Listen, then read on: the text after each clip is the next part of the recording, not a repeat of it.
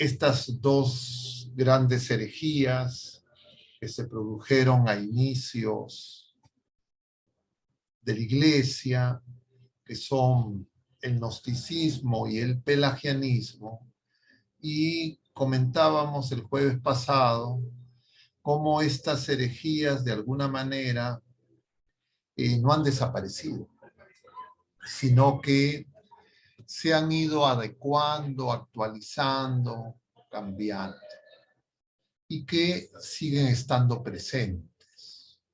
Y entonces podríamos decir de manera preliminar, un tanto esquemática y genéricamente, que nuestra fe siempre está bajo amenaza.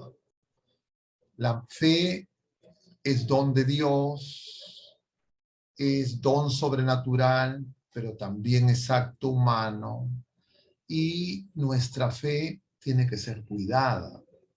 Y son múltiples las acechanzas a la fe. Y estas de alguna manera a lo largo de los años, ya desde el pueblo de la Primera Alianza y mucho más a partir de la revelación en su plenitud manifestada en Cristo Jesús y en su iglesia, estas acechanzas han sido cada vez más intensas, múltiples y variadas. Y podríamos decir esquemáticamente que todas las ideologías, al igual que las herejías, a lo largo de la historia, son acechanzas a la fe. Y que, de alguna manera, las herejías en los tiempos modernos se empiezan a manifestar como ideologías a partir justamente del cisma que se produce como consecuencia de la llamada reforma luterana. Porque el luteranismo, de alguna manera, es un atentado contra la cristiandad. La cristiandad era, diríamos, esa relación no exenta de problemas, defectos, fallas, imperfecciones, que se producía entre la fe cristiana, la Iglesia católica y, diríamos, las autoridades temporales. Era de alguna manera el esfuerzo de buscar una coherencia entre las respuestas a los problemas temporales sin perder de vista la dimensión trascendente. Y para eso, los gobiernos, las autoridades temporales, diríamos más específicamente los monarcas, en su gran mayoría eran personas de fe y asumían su responsabilidad temporal, por lo menos declarativamente, más allá de sus defectos o sus fallas, tratando de responder a la fe. Y entonces había de alguna manera una relación íntima y cercana entre la autoridad del sumo pontífice, del papa, y la autoridad temporal de los monarcas temporales. Pero, y así se fue construyendo lo que se conoce como este periodo de la cristiandad.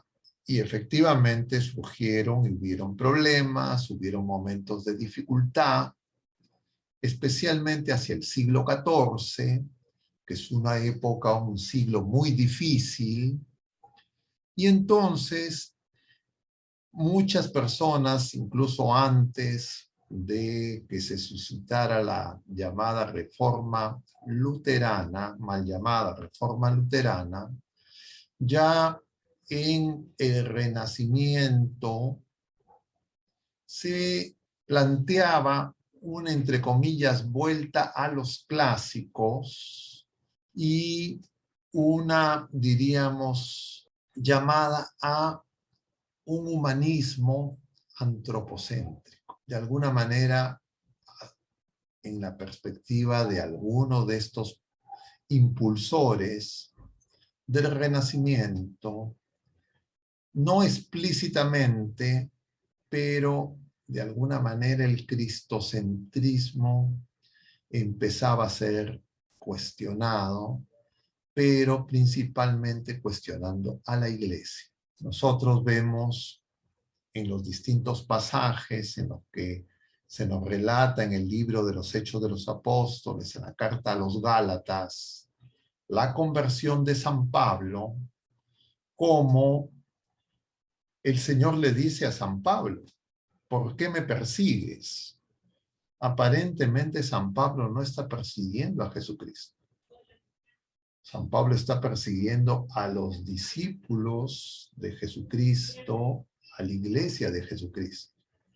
Y el Señor le dice, ¿por qué me persigues? Y entonces lo que nosotros podemos señalar es que desde el mismo momento de la Pascua y de la resurrección de nuestro Señor Jesucristo, surgen una serie, diríamos, de desafíos, de acechanzas, y ya el Señor lo había señalado, como hemos mencionado en más de una ocasión en estos últimos jueves, en estas parábolas del reino, donde el Señor nos dice que el trigo y la cizaña están creciendo juntos.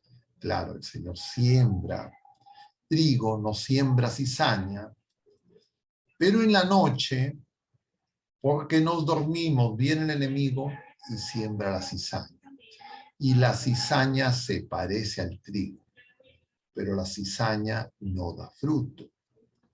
Y entonces, ya con esta llamada reforma luterana, se produce, diríamos, esta herida profunda y dolorosa en el cuerpo de Cristo, que no ha sido sanada, y donde se cuestionan los fundamentos de nuestra fe.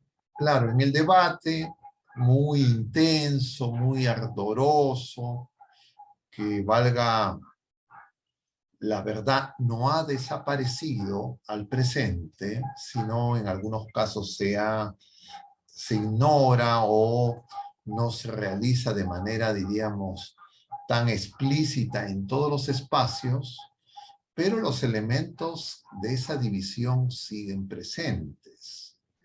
Y entonces hay algunas cosas que son necesarias de identificar para ver qué es lo que se produjo en la llamada reforma luterana y el luteranismo. Con este término estamos siguiendo a todo ese grupo variopinto que se van a ir asociando y de distintas maneras van a ser, diríamos, continuadores de lo que este personaje desencadena con su reacción a la autoridad de la iglesia y supuestamente, como muchas veces y hasta el presente dijeron, era supuestamente volver a la iglesia en sus orígenes, porque la iglesia en sus orígenes había sido, diríamos, abandonada, descuidada, y que ellos intentaban, entre comillas, representar o ser la verdadera iglesia de Jesucristo. Claro, este es un discurso más de propaganda y de mercadeo de sus estrategias, pero que se sigue usando, se sigue mencionando y por eso de alguna manera hay que tenerlo presente.